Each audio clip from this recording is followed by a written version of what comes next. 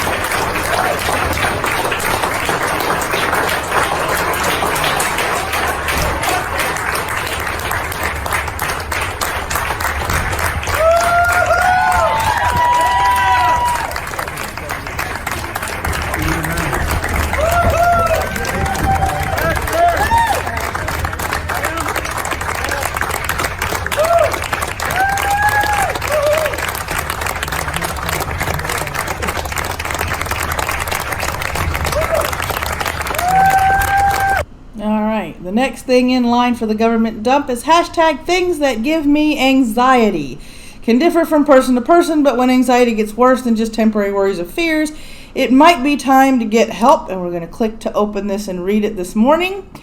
Remember, before I continue to read the overview, the signs and symptoms, if you feel that you are ill, do not self-diagnose. Find a medical professional to diagnose you properly.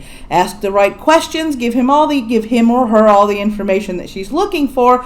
Do not be afraid to talk to your doctor about what you think is embarrassing. It is your health. It is your life. Live it as healthily as possible. So, anxiety disorders. Occasional anxiety is an expected part of life. You might feel anxious when faced with a problem at work, before taking a test, or before making an important decision. But anxiety disorders involve more than just temporary worry or fear. For a person with an anxiety disorder, the anxiety does not go away and can get worse over time. The symptoms can interfere with daily activities such as job performance, schoolwork, and relationships. There are several types of anxiety disorders, including generalized anxiety disorder, panic disorder, and various phobia-related disorders. People with generalized anxiety disorder display excessive anxiety or worry most days for at least 6 months about a number of things such as personal health, work, social interactions, and everyday routine life circumstances. The fear and anxiety can cause significant problems in areas of their life, such as social interactions, school, and work. And here are the symptoms they have listed here. I'm going to put this link in the chat, which is why I'm sort of running through it a little bit fast. Panic disorder. People with panic disorder have recurrent, unexpected panic attacks. Panic attacks are sudden periods of intense fear that come on quickly and reach their peak within minutes. Attacks can occur unexpectedly or can be brought on by a trigger, such as a feared object or situation. And here are some of the symptoms that they may experience. People with panic disorder often worry about when the next attack will happen and actively try to prevent future attacks by avoiding places, situations, or behaviors they associate with panic attacks. Worry about panic attacks and the effort spent trying to avoid attacks cause significant problems in various areas of the person's life, including the development of agoraphobia. We know that. A phobia is an intense fear of or aversion to specific objects or situations. Although it can be realistic to be anxious in some circumstances, the fear of people with phobias feel is out of proportion to the actual danger caused by the situation or object. People with a phobia, and there's the symptoms. Specific phobias, sometimes called simple phobias, are flying, heights, specific animals, receiving injections, or blood. Social anxiety disorder, previously called social phobia. People with social anxiety disorder have a general intense fear of or anxiety toward social or performance situations. They worry that actions or behaviors associated with their anxiety, ask your doctor for phobia is right for you, right? will be negatively evaluated by others, leading them to feel embarrassed. This worry often causes people with social anxiety to avoid social situations. Social anxiety disorder can manifest in a range of situations, such as within workplace or the school environment. And the last one I'm going to read is agoraphobia. People with agoraphobia have an intense fear of two or more of the following situations: using public transportation, being in open spaces, being in enclosed spaces. I thought that was claustrophobia. Standing in line or being in a crowd, being outside of the home alone. People with agoraphobia often avoid these situations in part because they think being able to leave might be difficult or impossible in the event they have panic-like reactions or other embarrassing symptoms. In the most severe form of agoraphobia, an individual can become housebound. So we're going to put this in the chat. If you hear the noises, it's the puppy in the background. What you doing? Ruby Shoo, what you got in your mouth? Because that's not doggy approved, I bet you. Come here. What you got in your mouth? Nope, that is not doggy approved. I will be back.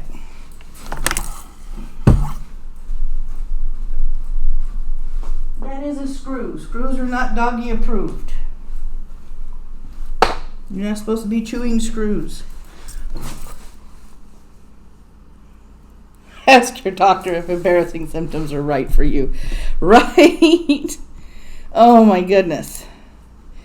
Alright, so now we're going to go back to the dump. And scrolling up. NOAA Fisheries Shark Week chat tomorrow, Wednesday, that's today, July 31st, 3 to 4 p.m. Eastern Standard Time, which is 2 to 3 CST. Tag your questions with Shark Week chat. Learn about advances in tech. Wow, this is weirdly worded. Learn about advances in tagging tech from Dr. Toby Curtis, an NOAA Fisheries shark researcher. Chat details here. So if we click on here, we get this. And that wording just threw me for a loop. Swear to God. Scariest thing is when a dog finds a knife and tries to play Yeah, I don't know where she found the screw from, though, 'cause she's not supposed to be chewing on a screw. All right. Oh, wrong one. All right, now we're going back over here. Morgan Ortagas. The U.S. welcomes Bulgaria's decision to purchase 8 F-16 multi-role fighter aircraft, munitions, and related equipment. We look forward to working with PM Boyko Borisov and the Bulgarian government on this project and to enhancing our long-term strategic partnership. So yeah, that happened. We sold fighter jets to Bulgaria. All right. Yep, here we go. The United States welcomes the Bulgarian government's decision to purchase 8 F-16 multi-role fighter aircraft, munitions and related. Yep, there we go. Let me see. To modernize its military through the acquisition of these highly capable NATO interoperable aircraft. We look forward to working with Bulgaria on this project and to enhancing our long-term strategic partnership. We also appreciate the pivotal role the U.S. Congress played in supporting the use of foreign military financing for a portion of this acquisition and the coordinated effort across the U.S. government to achieve this success. So, Bulgaria has fighter jets. All right, here we go. This painting depicts an OSS Detachment 101 guerrilla operation in July 1944, staged to disrupt Japanese supply and reinforcement routes in Burma. These operations ultimately resulted in the defeat of the Japanese forces in northern Burma. And is this the picture again, or is this? Yep, it's a collection. Okay. And the details. During World War II, the Burma Road in northeast Burma was a lifeline for the nationalist Chinese fighting the Japanese. The primary reason for the Japanese invasion of Burma, which was a British colony at the time, was to cut the supply link. The Imperial Army accomplished this task by the summer of 1942. The Allies then began airlifting material from India to China over the Himalayas, nicknamed the Hump by American flyers, all the while trying to reopen the road. In April 1942, Coordinator of Information and Future Office of Strategic Services, OSS Director William J. Donovan, activated Detachment 101 to create an indigenous guerrilla force charged with gathering intelligence, harassing the Japanese occupiers, identifying bomb targets for the Army Air Force, and rescuing downed Allied airmen, all deep behind enemy lines in Burma.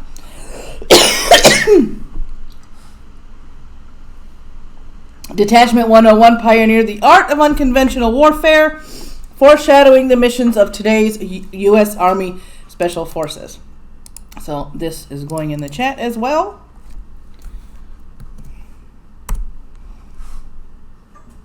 That's the shark one. I didn't...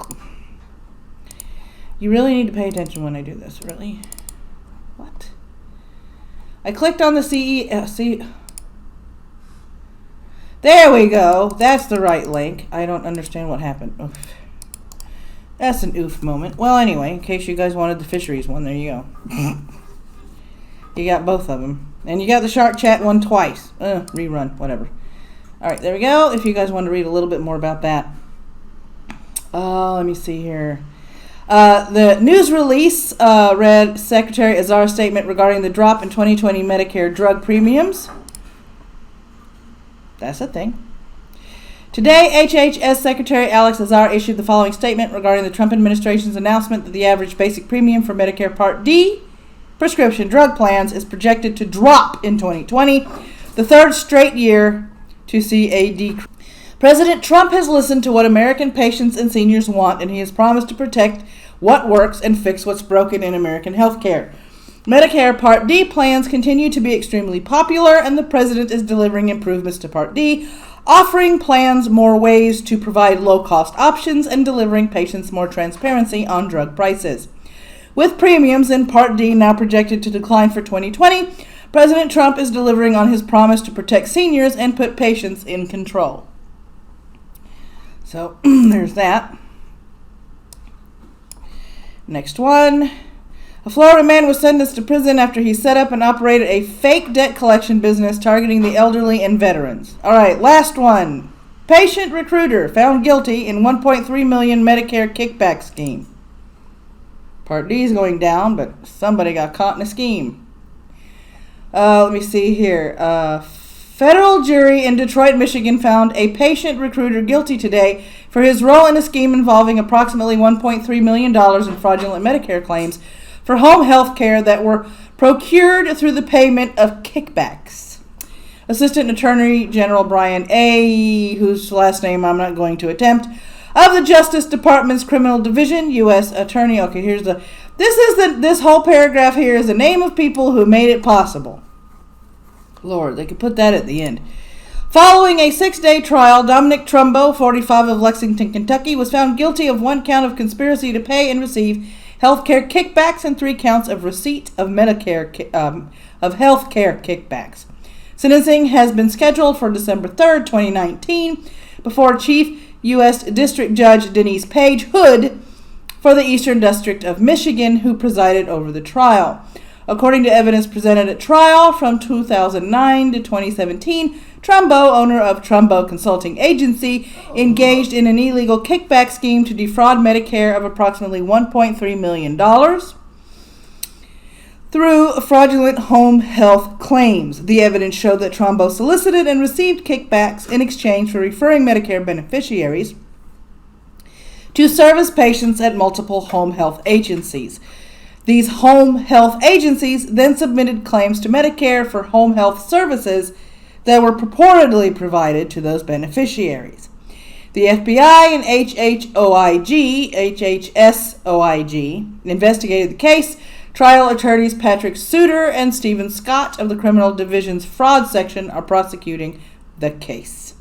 The Fraud Section leads the Medicare Fraud Strike Force, which is a part of a joint initiative between the Department of Justice and HHS to focus their efforts to prevent and deter fraud and enforce current anti-fraud laws around the country.